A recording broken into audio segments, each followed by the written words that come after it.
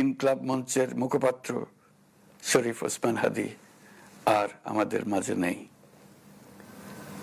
ইন্না লিল্লাহি ওয়া ইন্না ইলাইহি রাজিউন। কিছুক্ষণ আগে সিঙ্গাপুরের পররাষ্ট্রমন্ত্রী ভিভিয়ান বালাকৃষ্ণন আমাকে টেলিফোনে এই হৃদয় বিদারক সংবাদটি জানিয়েছেন। ফেসিবাদ ও আধিপত্যবাদ বিরোধী সংগ্রামের এই অমর সৈনিককে মহান রাব্বুল আলামিন শহীদ হিসেবে কবুল করুন, এই দোয়া করি। আমরা সবাই মিলে এই দোয়া করি। শরীফ ওসমান হাদির এই অকাল মৃত্যুতে আমি গভীর শোক ও দুঃখ প্রকাশ করছি। তার প্রয়াণ দেশের রাজনৈতিক ও গণতান্ত্রিক পরিসরে এক অপূরণীয় ক্ষতি। আমি তার রুহের মাগফিরাত কামনা করছি এবং শোক সন্তপ্ত স্ত্রী, পরিবারের সদস্যবৃন্দ, স্বজন ও সহকর্মীদের প্রতি গভীর সমবেদনা জানাচ্ছি। শহীদ ওসমান হাদির স্ত্রী ও একমাত্র সন্তানের দায়িত্ব সরকার গ্রহণ করবে। শহীদ শরীফ ওসমান হাদির অকাল মৃত্যুতে আগামী শনিবার একদিনের রাষ্ট্রীয় শোক ঘোষণা করছি। এই উপলক্ষে শনিবার দেশের সব সরকারি, আধা সরকারি, স্বায়ত্তশাসিত প্রতিষ্ঠান, শিক্ষা প্রতিষ্ঠান সহ সরকারি বেসরকারি ভবন এবং বিদেশে বাংলাদেশ মিশনগুলোতে জাতীয় পতাকা অর্ধনমিত থাকবে।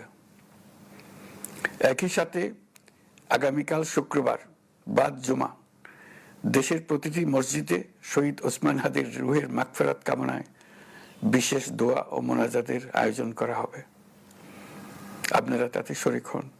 অন্যান্য ধর্মের উপাসনালয়গুলোতেও আয়োজন হবে বিশেষ প্রার্থনার। আমি বিশেষ কৃতজ্ঞতা জানাই সিঙ্গাপুর সরকারের প্রতি, যারা হাদির চিকিৎসা অত্যন্ত আন্তরিকতা ও পেশাদারিত্ব দেখিয়েছেন।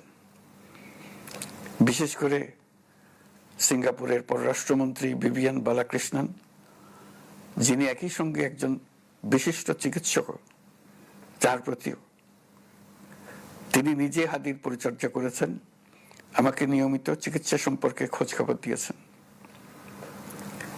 এই নৃশংস হত্যাকাণ্ডের সঙ্গে জড়িত সকল অপরাধীকে দ্রুত আইনের আওতায় আনা হবে এবং তাদের বিরুদ্ধে সর্বোচ্চ শাস্তি নিশ্চিত করা হবে।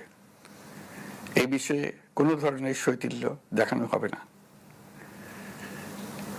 বিপ্লবী রক্তে উজ্জীবিত এই তরুণ নেতা ওসমান হাদি ছিলেন প্রতিবাদের অনন্য প্রতীক।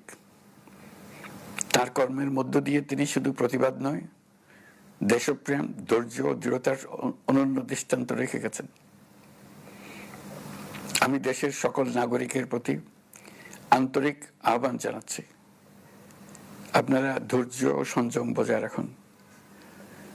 আইন শৃঙ্খলা রক্ষাকারী বাহিনী ও সংশ্লিষ্ট সংস্থাগুলোকে পেশাদারিত্বের সঙ্গে তদন্ত কার্যক্রম পরিচালনা করে সুযোগ দিন।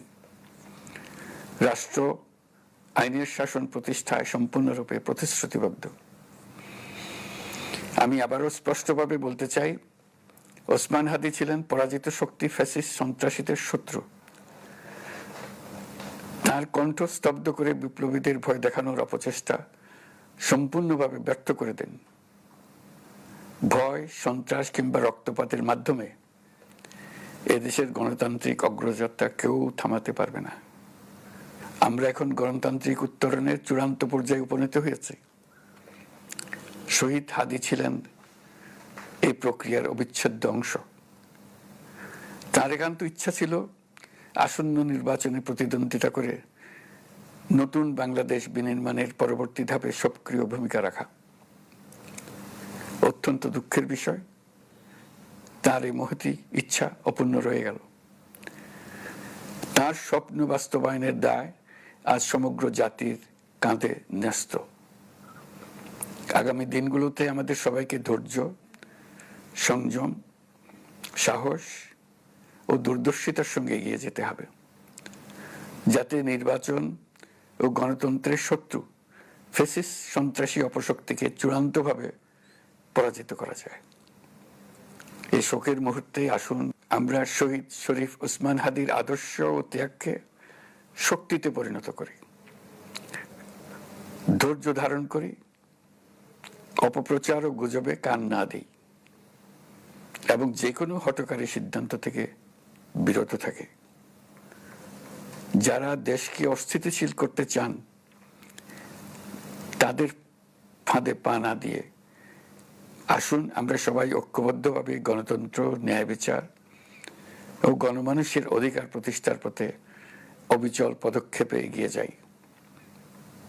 এটাই হবে শহীদ হাদির প্রতি আমাদের প্রকৃত শ্রদ্ধা। আল্লাহ হাফেজ।